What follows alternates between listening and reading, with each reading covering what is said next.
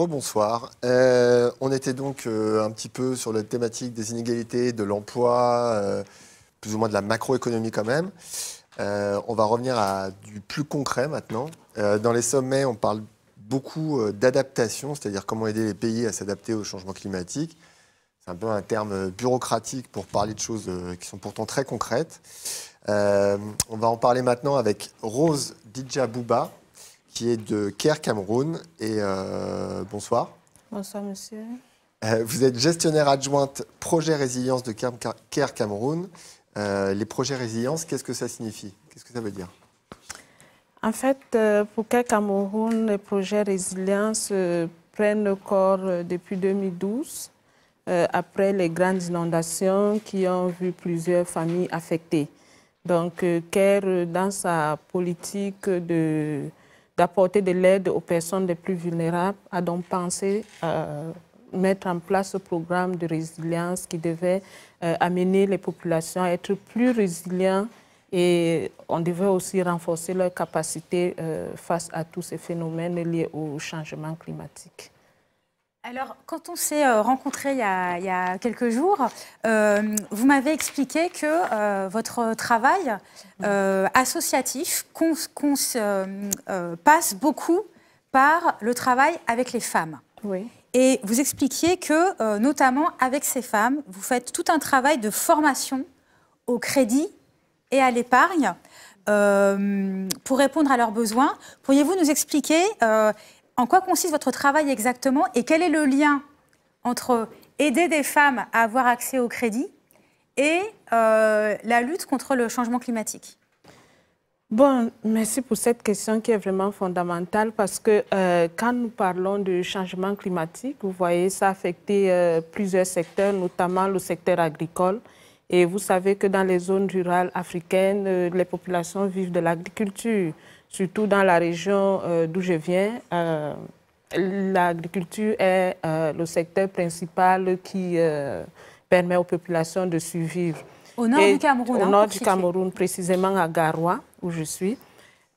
Du coup, les familles voient leur potentiel baisser, moins de récoltes, plus de vulnérabilité. Et déjà, la femme qui était déjà, de par son statut en zone africaine, vous savez que c'est celle qui est le plus marginalisée, elle n'a pas les moyens à faire face à tous ces nouveaux problèmes qui viennent dans son environnement.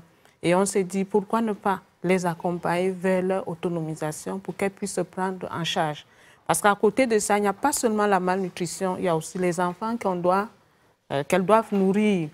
Il y a la santé, il y a la scolarisation des femmes. Et on s'est dit, en travaillant sur ce domaine-là, on pouvait les amener à être plus résilientes pour faire face à ces chocs climatiques. Mais est-ce que ça veut dire que les effets du changement climatique que vous connaissez au Nord Cameroun ont déjà un effet sur la perte de revenus des familles et des paysans et paysannes avec qui vous travaillez?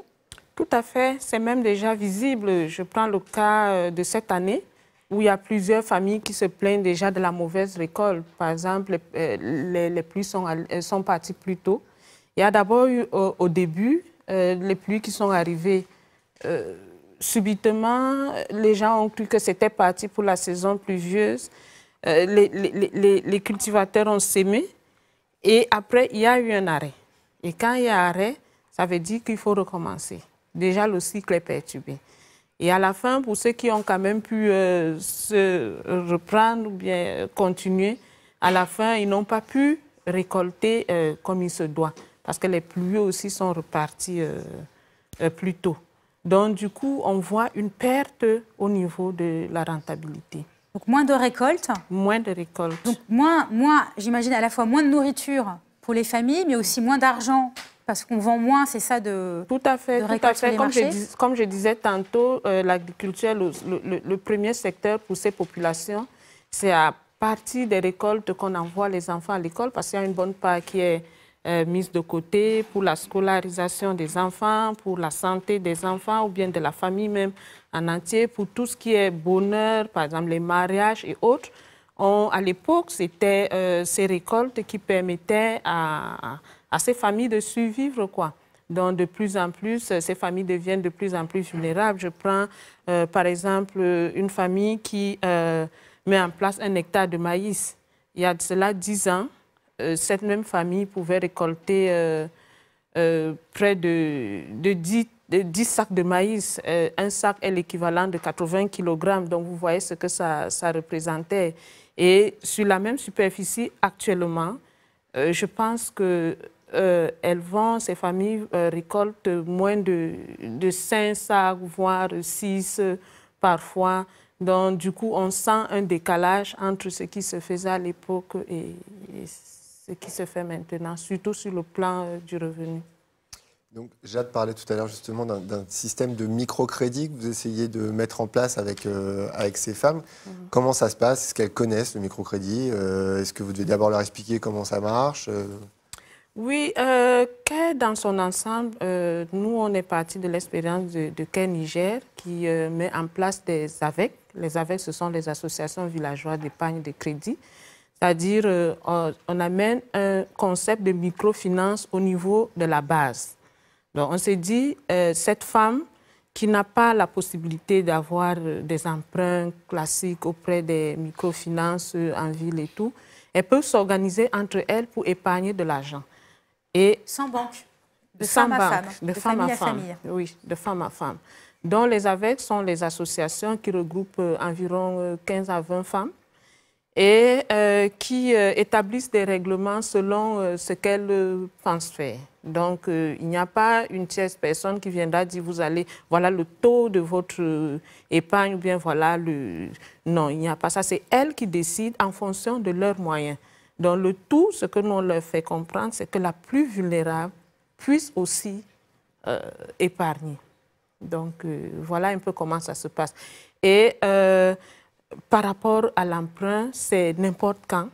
C'est-à-dire, quand je dis n'importe quand, c'est au cours des réunions, bien sûr. C'est-à-dire, une fois que la réunion est passée, il faut attendre peut-être la semaine prochaine parce que c'est soit hebdomadaire, soit une fois toutes les 2 semaines, soit une fois par mois. Ça dépend d'elle.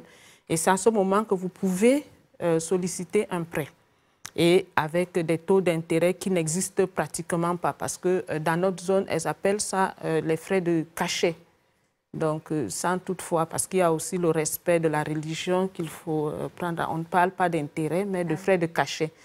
Donc, c'est une somme modique qui encourage un peu les membres du bureau parce qu'il y a des choses, il y a le fonctionnement aussi assuré, l'achat des stylos, des bics et autres. Donc, voilà un peu comment ça fonctionne. Et ça permet de subvenir à leurs besoins de dépenses, ce système de crédit comme ça, villageois? Tout à fait. Il y a elles ont 2 catégories d'épargne. Il y a d'abord l'épargne, qui sera la première épargne, qui sera remise à la fin à tout un chacun en fonction de sa capacité d'avoir épargné. Il y a un autre type d'épargne qu'elles ont appelé la caisse solidaire ou bien de solidarité. Là, ça permet aux femmes de venir en aide à celles qui sont vraiment dans des difficultés. Parfois, il y a un malheur qui est vite arrivé ou bien il y a une qui accompagne sa fille en mariage. On peut lui donner un coup de pouce en disant, bon, voilà ce que le groupe va vous remettre. Mais nous, comme nous sommes dans l'optique de les amener à vraiment s'insérer dans la société, on les amène donc maintenant à mettre en place des activités génératrices de revenus. Donc, les prêts qu'on leur octroie, c'est pour mettre en place ces activités génératrices de revenus. Justement, quoi, par exemple? Ça peut être du petit commerce, vendre de l'huile. Il y a certaines qui font de l'embouche, c'est-à-dire elles achètent un mouton, un cabri qu'elle va engraisser et au bout de 6 mois, 1 an, elle revend et le cycle recommence. Ça dépend vraiment de tout ce que chacune a dans la tête. Donc, voilà. Et à côté de ça, nous, CARE, donc maintenant, ce que nous faisons, on leur apporte une formation en entrepreneuriat. Parce que qui dit activité génératrice de revenus dit aussi maîtrise de la gestion financière. Ce n'est pas des gros calculs, non, mais c'est comment tenir leur caisse, comment est-ce qu'elles calculent les bénéfices, la rentabilité, etc., etc. Peut-être pour terminer ce moment avec vous, est-ce que vous pourriez nous expliquer pourquoi est-ce que, pour vous, les femmes ont un rôle particulier à jouer dans l'adaptation au changement climatique? On entend que votre travail est très ciblé vers les femmes. Pourquoi est-ce que ce choix a été fait? Bon, je vais toujours rester dans mon contexte que je maîtrise. C'est pour ça qu'on est très heureux de vous entendre, parce que ça nous change, si vous voulez, des discussions sur les fonds de pension et des investissements. Donc, pourquoi nous sommes focalisés sur les femmes? D'abord, les femmes font partie du groupe d'impact de CARE International. Il y a les femmes et il y a les jeunes. Pourquoi? Parce que ce sont les personnes les plus vulnérables. Pourquoi? Donc, vous voyez une femme qui n'a pas de travail, qui n'a pas de lopin de terre, parce qu'à côté, il y a les hommes qui, même si eux aussi n'ont pas de boulot, ils ont au moins des hectares de plantation, mais la femme, elle n'a pas accès à la terre pour pouvoir cultiver, elle n'a pas un travail de foi, et c'est elle aussi qui doit assurer la suivi de la famille, parce que c'est paradoxal, vous n'avez rien, mais c'est vous qui assurez la suivi de la famille. Donc, on s'est dit, en passant par elle, on va aussi toucher les hommes. Parce que vous savez, une femme, selon nos calculs, dans notre zone, on s'est dit, une femme représente un ménage composé de, en moyenne, 6 personnes. Donc, en touchant une femme, on sait qu'on va toucher 6 autres personnes indirectement.